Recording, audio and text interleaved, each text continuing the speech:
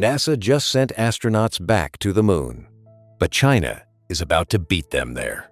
You're watching a race the world thought was finished suddenly restart, and this time, the lead isn't guaranteed. NASA's Artemis program is built to take humans back to the lunar surface, but delays keep pushing that moment further out. And while that's happening, China is moving forward with a pace that's starting to raise serious questions. Some projections now suggest China could attempt a crewed moon landing within this decade, possibly before NASA reaches its next confirmed landing window. That's not a small difference. That's years in a race where timing defines everything. The distance from New York to Los Angeles covered before your competitor even leaves the runway.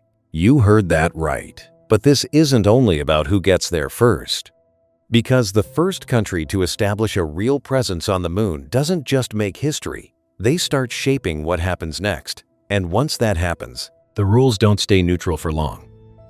The race never ended. You were told the moon race ended a long time ago. One landing, one flag, one moment that closed the chapter for good. It felt like history had already decided the winner. But that version of the story left something important out. Because the competition didn't disappear, it changed shape. It moved away from public attention and into quieter, more strategic spaces. The headlines stopped, but the interest never did. The moon was never abandoned. It was simply waiting. For years, space stopped being about spectacle and started becoming about positioning. Satellites filled orbit. Communication networks expanded. Governments began treating space as infrastructure, not just exploration. And in that shift, the moon quietly became valuable again, but for very different reasons. But this was just the beginning of the shift. Because the moon isn't only a symbol of achievement, it holds resources, location advantages, and the potential to support long-term missions. Water ice near its poles could be turned into fuel. That changes how far humans can go and who gets to go there first. At first, none of this felt urgent. Plans were announced, then delayed. Missions were proposed, then redesigned. It looked slow.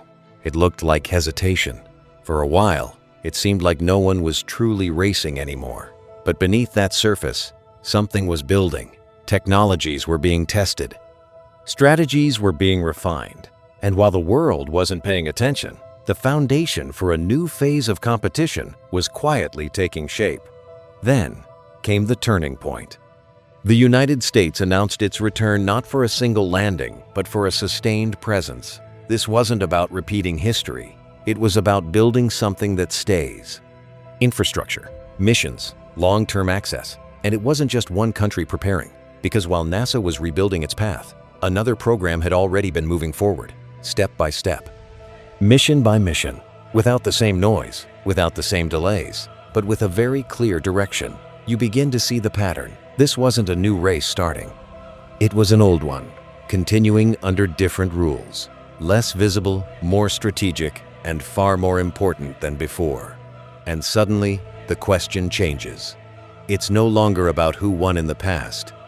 It becomes about who is ready right now and who is about to take the lead when it matters most. And that's where NASA's plan comes into focus. Artemis under pressure. You step into NASA's plan, expecting something familiar, a return to the moon, a repeat of history with modern upgrades. But Artemis was never meant to be a simple comeback.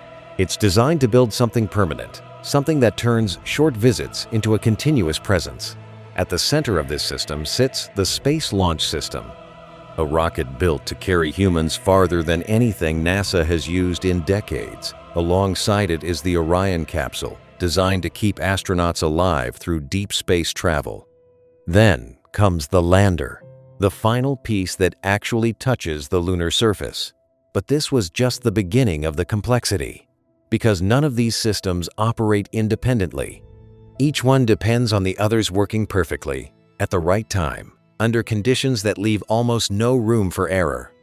A delay in one part doesn't stay contained. It spreads across everything. And it wasn't just about building powerful hardware. Artemis is trying to create a system that lasts. Repeated missions, infrastructure in lunar orbit, even a station circling the moon to support future operations. It's not a single mission, it's an entire ecosystem. But the more ambitious the system becomes, the harder it is to keep it moving. Costs increase, testing expands. Timelines stretch as engineers work through challenges that only appear at this level of complexity. Small technical issues begin to ripple outward, affecting entire mission schedules. Then came the pressure. Launch dates started slipping.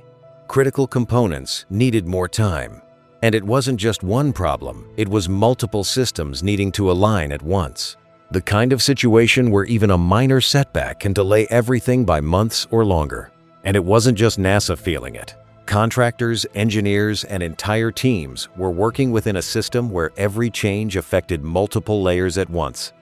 Progress continued, but not at the speed people expected when the program was first announced. You begin to realize something important. Artemis isn't slow because it lacks capability.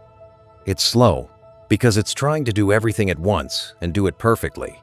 But this was just the beginning of the real challenge. Because the biggest obstacle wasn't technical, it was built into the system itself. The cost of control. You start to see the real reason things feel slower than expected. And it has less to do with rockets and more to do with how decisions are made. NASA doesn't operate in isolation. Every move passes through layers of review, approval, and accountability that shape the pace of progress. Funding doesn't arrive as a steady stream. It moves through political cycles, budget negotiations, and shifting priorities.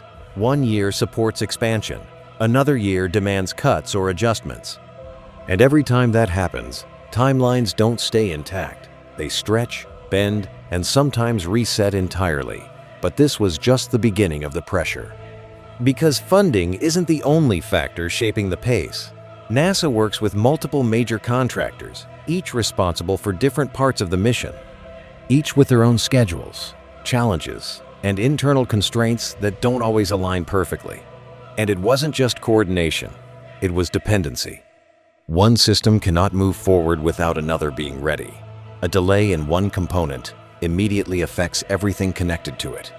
Progress becomes interconnected, where even small setbacks create ripple effects across the entire program. Then comes the weight of safety. NASA operates under standards shaped by past disasters. Every system is tested repeatedly. Every scenario is examined. Nothing moves forward unless it meets strict criteria designed to protect human life at all costs. But safety has a trade-off. It slows momentum in ways that cannot be avoided. Testing takes longer. Reviews become more detailed. Decisions require more verification. It creates a system that is incredibly reliable, but not built for speed. And it wasn't just internal processes adding pressure. Public visibility amplifies everything. Every delay becomes a headline. Every adjustment gets questioned. Expectations remain high, even when the reality of the system makes rapid progress difficult to sustain. You begin to understand the contradiction. The same structure that makes NASA trustworthy, transparent, careful, accountable is also what limits how fast it can move. Strength and limitation exist together, pulling in opposite directions at every step. But this was just one side of the equation, because while NASA moves through layers of complexity, another program is operating under a completely different structure, one that removes many of these constraints entirely. And that's where the contrast becomes impossible to ignore. China moves quietly. You don't see the same level of noise on the other side. No constant updates, no shifting deadlines discussed openly, no dramatic announcements that draw attention. And that absence of noise makes the progress harder to track, but far more consistent once you start looking closely. China's lunar program doesn't rely on sudden leaps. It advances in steps. Orbiters map the moon in detail. Landers reach new regions. Then come sample return missions, bringing material back to Earth. Each mission builds directly on the last, without resetting the entire plan. But this was just the beginning of the pattern. Because the real strength lies in how these missions connect. One solves a specific challenge. The next uses that solution as a foundation. Progress becomes layered, reducing uncertainty with each successful step forward.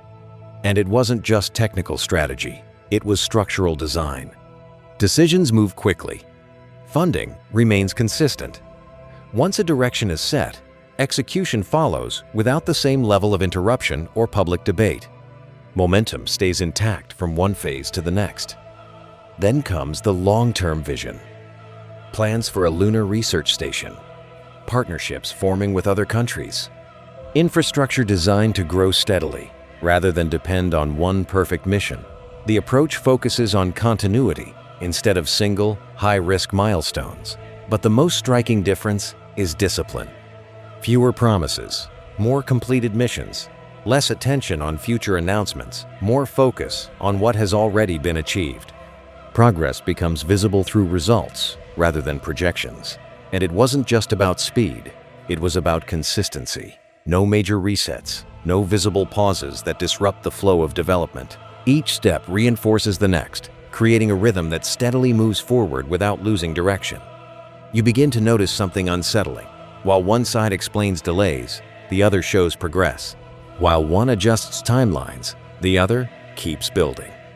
The difference doesn't look dramatic at first, but it grows with every passing mission. And that's when the comparison stops being theoretical and starts becoming real. Systems head-to-head. You start comparing the machines behind the missions, expecting a clear winner. On one side, NASA's Space Launch System, a rocket built to be the most powerful ever used for deep space missions. On paper, it dominates. Massive thrust, unmatched capability, designed for ambitious exploration beyond the moon. But power comes with a cost. The system is expensive, complex, and slow to launch. Each mission requires immense preparation, years of development, and coordination across multiple contractors. It's not built for frequent use, it's built for precision. And that changes how quickly progress can happen. Then you look at the other side. China's Long March rockets don't try to outmatch raw power. Instead, they focus on reliability and repetition. Launches happen more often. Systems evolve gradually. It's a different philosophy, less dramatic, but far more consistent over time. The same pattern shows up in lunar landers. NASA's approach leans on cutting-edge innovation, including systems still being developed and tested. High risk, high reward. But that also means timelines depend on technology that hasn't fully proven itself under real mission conditions yet. China takes a different path. Designs remain closer to tested systems, refined instead of reinvented. Fewer unknowns, fewer surprises. It may not look as groundbreaking, but it reduces the chance of major setbacks that could delay entire missions by years. But this was just the beginning of the comparison. Because the real difference isn't only in technology, it's in how these systems fit together. One side builds everything at once, aiming for a leap forward. The other builds step by step, reducing uncertainty at every stage. And it wasn't just about which system looks stronger, it's about which system can deliver on time. Because in this race, capability means nothing if it arrives too late to matter. And that's where the timeline starts to tell a much more uncomfortable story. The timeline problem.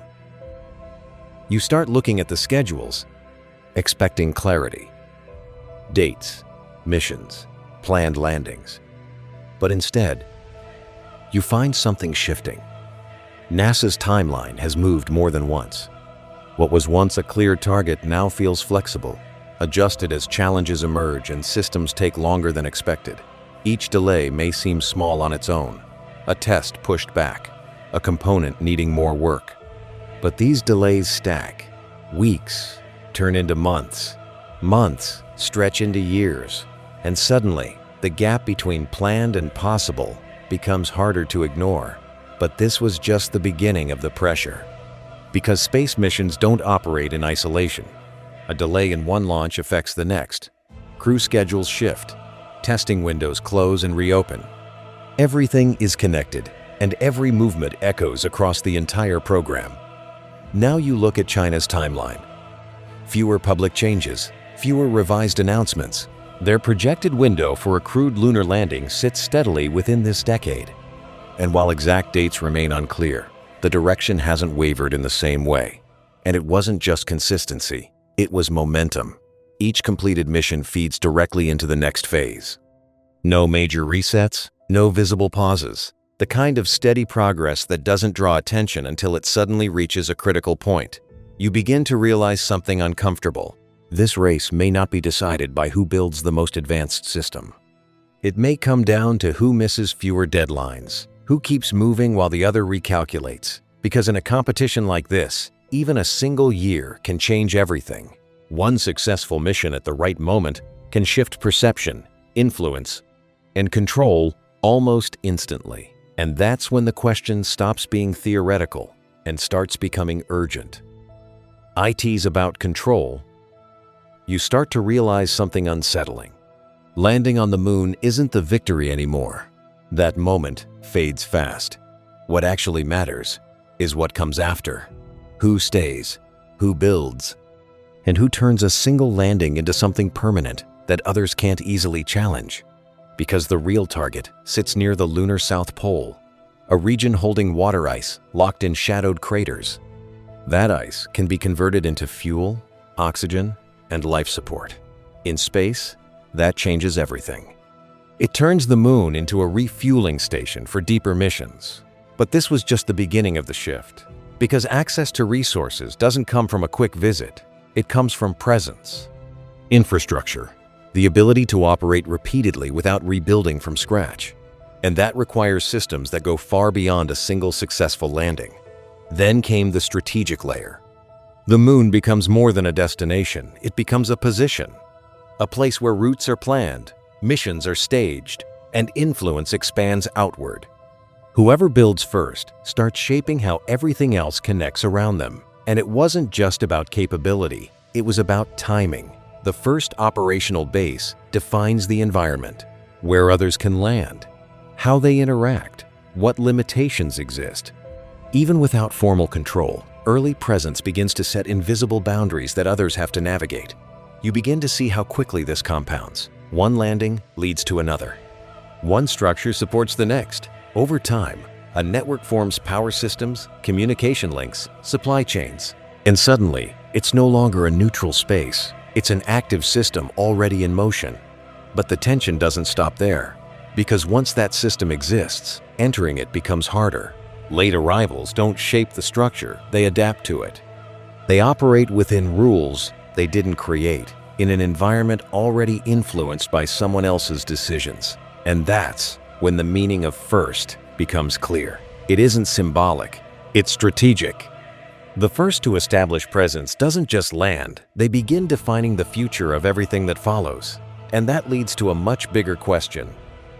Who makes the rules? You start to notice something even more complex. Space doesn't come with fixed rules. There's no single authority deciding who gets access, how resources are shared, or where limits exist.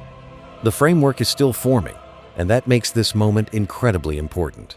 On one side, the United States is pushing a model built around cooperation, agreements with partner nations, shared missions, open communication. A structure that presents space as something collaborative, where access is guided by common principles rather than controlled by one power. But this was just one version of the future. Because another system is taking shape alongside it, a model that prioritizes centralized direction.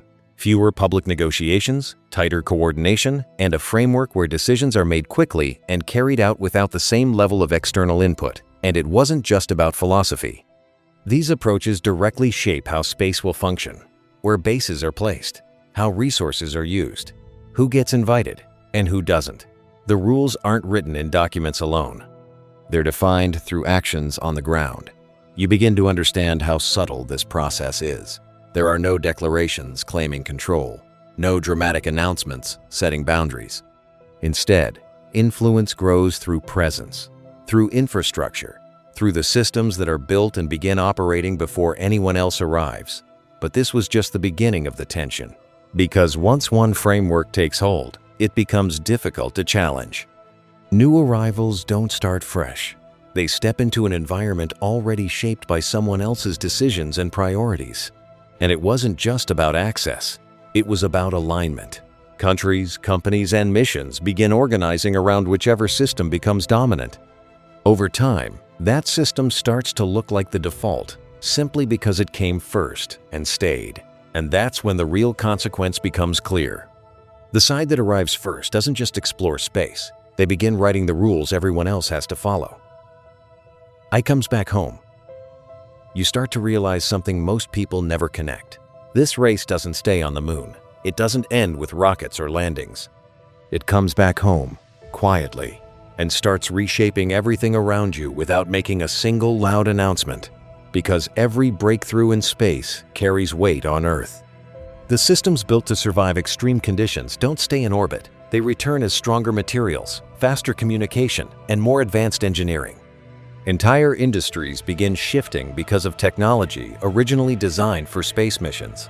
But this was just the beginning of the impact, because space capability is directly tied to control of information. Satellites already guide navigation, communication, and surveillance across the planet. Expanding that network further into space strengthens that control in ways that are harder to challenge or disrupt. And it wasn't just about infrastructure, it was about influence. The country that leads in space starts to shape how the future looks. Other nations begin aligning with that leadership, not through force, but through dependence, technology, partnerships, shared systems that become difficult to replace. You begin to notice how subtle the shift feels. There's no sudden moment where everything changes, no single event that signals a turning point. Instead, influence grows slowly, spreading through industries, policies, and global relationships without drawing immediate attention. But the consequences don't stop there. Because once one side gains momentum, it compounds. Experience builds faster. Technology improves with each mission. Investments increase. What starts as a small lead begins to expand, creating a gap that becomes harder to close with time. Then came the deeper realization. This isn't only about economics or technology. It's about perception. Leadership in space sends a message to the world about capability, about direction, about who is prepared to define the future. And perception shapes decisions more than most people realize. And it wasn't just one sector responding. Governments, companies, researchers, they all begin adjusting. Aligning strategies with whoever appears to be leading. That alignment strengthens the leader even further, reinforcing their position without requiring direct control. You start to see the pattern. The moon is not the destination. It's the leverage point. The place where advantage begins, then spreads outward into everything else. Technology, security, economy, influence. But this was just the beginning of the realization. Because all of this depends on one critical moment. The point where the race shifts from possibility to reality. And that moment isn't far away. The moment right now, you're not looking at a future scenario anymore. This race is already unfolding around you. Every test launch, every delay, every successful mission is part of something building toward a single moment that could redefine everything that follows. NASA is still in the race. Still powerful, still capable of achieving something extraordinary. The Artemis program carries ambition on a scale few organizations can match. A return to the moon, followed by a sustained presence that pushes humanity further than before. But this was just one side of the equation. Because while NASA works through complexity, China continues advancing with steady precision. No dramatic shifts, no constant revisions, just a sequence of progress that keeps moving forward without losing momentum. And it wasn't just about who has better technology. It was about execution. About which system can move from planning to reality without breaking under its own weight. Because in a race like this, delays don't stay isolated. They ripple outward and change everything. Then came the most uncomfortable possibility. The idea that China could land astronauts on the moon before the United States returns. A scenario that once felt unlikely, now discussed seriously by experts who understand how quickly timelines can shift. You begin to feel how narrow the margin has become. This isn't a decade-long gap. It's a window of years, maybe even less. And in that space, one successful mission can change perception across the entire world almost instantly. But the silence didn't last. Because once that possibility enters the conversation, everything changes. The stakes feel higher. Every delay carries more weight. Every successful launch on the other side feels more significant than before. And it wasn't just about the landing itself. It's about what happens immediately after. The first base. The first operational system. The first structure that others must work around instead of building freely. That's where influence becomes reality. You start to understand the real tension. Both sides are still moving. Both still capable of reaching the moon. But only one will arrive first in this new era. And that moment will carry consequences far beyond a single mission. Because when those next footprints press into the lunar surface, they won't just mark a return. They'll mark a shift in power, in influence, in who gets to shape what comes next. And this time, the moon isn't the finish line. It's where everything begins.